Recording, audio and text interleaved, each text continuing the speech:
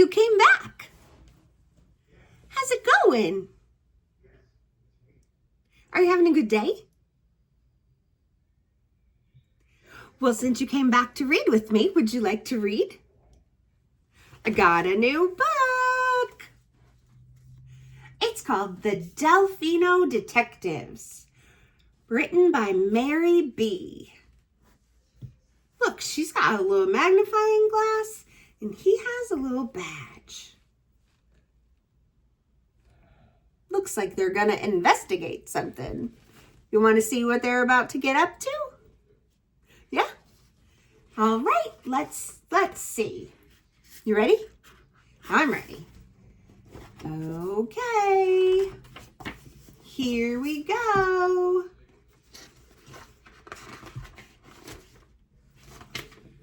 The Delphino Detectives. Look, William, said Laura, as she and her brother sat down on the front porch with their peanut butter and banana sandwiches. There's a police car next door at Mrs. Watson's. I'm going to find out what's going on. Wait, Laura, called William. You can't just ring the doorbell and say, hello, officer.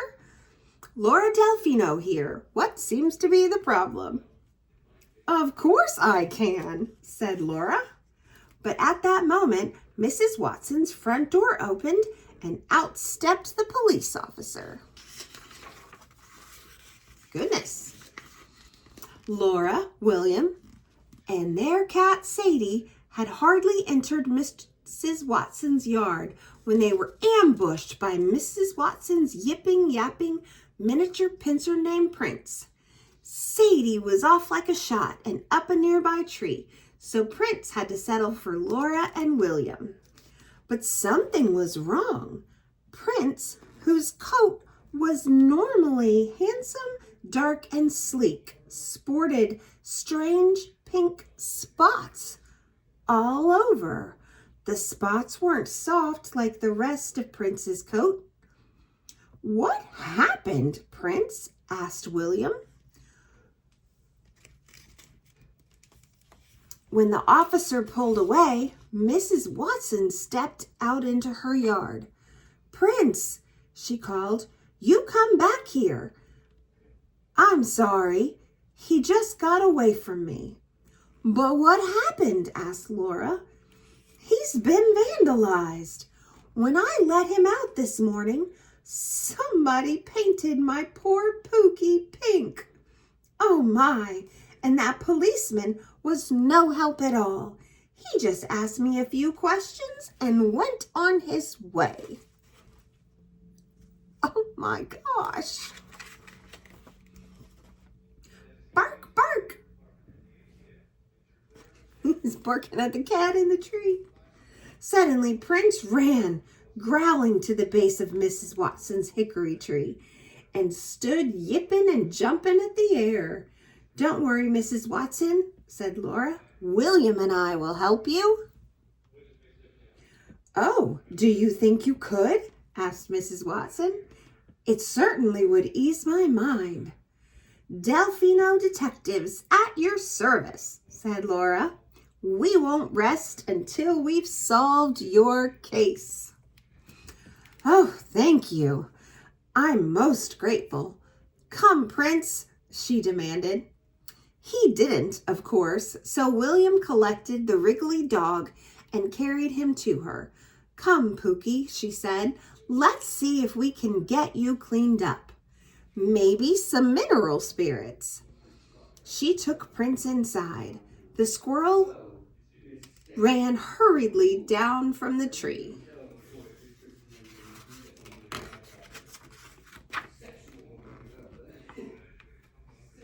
William stood scowling at Laura. Any brainy ideas, detective? Maybe it was Mrs. Watson's yard man, she suggested.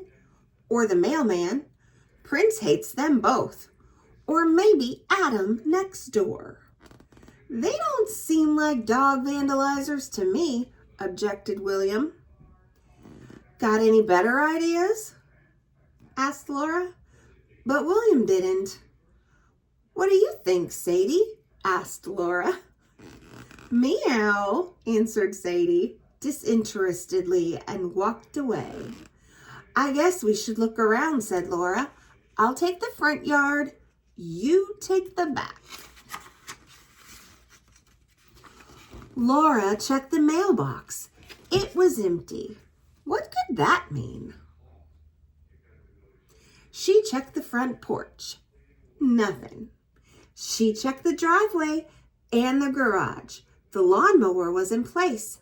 The grass looked like it hadn't been mowed in almost a week. William checked the back porch, garbage bin, and bird feeder. He went to check the shed, but it was locked. What should he be looking for? He didn't have a clue. I think they should be looking for pink paint. It's just my idea. Did you find anything? William asked Laura after returning to the front yard. The mailbox is suspiciously empty, Laura whispered. William rolled his eyes. So, she didn't get any mail. What now? The Delphino duo decided to go home, finish their snacks, and strategize. When their strategy got them no closer to solving the case, William and Laura decided to break from detective work and pass the soccer ball for a bit. William stopped the ball and paused. Is that Sadie at the back of Mrs. Watson's shed? Sadie crept along the ground ever so slowly, eyes fixed straight ahead. Who's she after? Asked Laura. Mrs. Watson won't like it if she gets one of her birds. Here, kitty, William called. Sadie turned her ears to the sides and then back, all while maintaining focus on the object of interest. We better check it out, said William. Sadie's on the case. When William and Laura reached Sadie, they could see that it was no bird she was stalking. It was a big squirrel. The squirrel stood, tail flicking, regarding Sadie critically. You can't get that squirrel, said Laura, giggling. Let's go, William. Wait, said William. Don't you notice something strange? Laura looked, and her mouth dropped open. Do you guys see what I see? It's pink paint on the squirrel's toes. Pink feet. At that moment, Sadie leapt at the squirrel. In a flash, he was across the grass, up the wall, and through a hole in the back of Mrs. Watson's shed. Sadie slunk away, annoyed by the whole situation. As they investigated more closely, the duo noticed the tiny pink footprints all around the ground and down the shed wall. I think we've found our man, said William.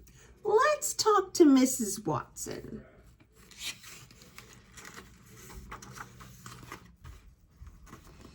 Come in, dears, said Mrs. Watson, loudly to be heard above Prince's yip-yapping. She opened the door, and Prince, only slightly less pink than before, took off after Sadie, who was looking on. Oh, no thank you, said William. We just wanted to ask some questions. Do you happen to have any pink paint in your shed? Asked Laura. Mrs. Watson thought, maybe I do have some pink paint. Maybe I do have some pink left from painting my powder room. Then was the shed open this morning by any chance? Asked William. No, she answered. I keep it locked to keep Prince out. That dog goes crazy in there. I don't know what he's after, but he gets in anyway. I think he dug a tunnel under that back wall. Can we check it out? Asked Laura. Why, of course, answered Mrs. Watson. Let me get the key.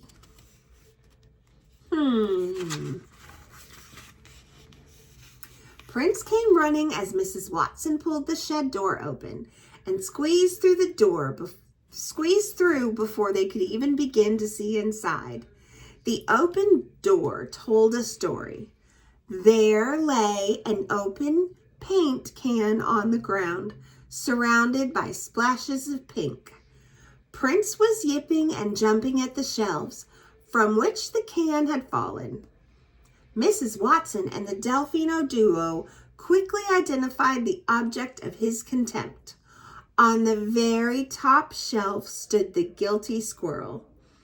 He paused for only a moment, looking at his unwelcome spectators and flicking his tail nervously before leaping up and out through the hole in the wall.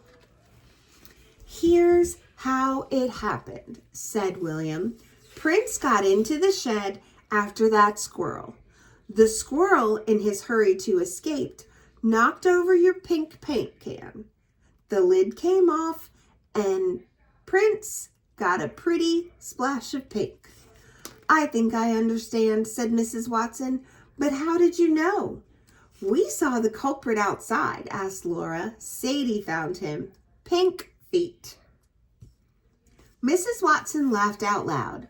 Prince stood sulking, rather irritated that his squirrel had gotten away. Sadie, back down from her tree, appeared at the shed door. Seeing the cat, Prince took off with one sharp yip in robo mode. But before he could reach her, Sadie leapt gracefully onto the workbench, just out of his reach. "Meow," she said with an air of superiority, as Prince yapped and jumped helplessly below her. "You two are quite the detectives," said Mrs. Watson, turning to William and Laura. "Call us anytime," said Laura. "Delphino Detectives, at your service." What a great book! Brother and sister detectives solving all the little crimes in the neighborhood. What did you think of that book? I liked it. I love you so much. And I love getting to read with you all the time. I hope you come back to see me soon. I wonder what we'll read next.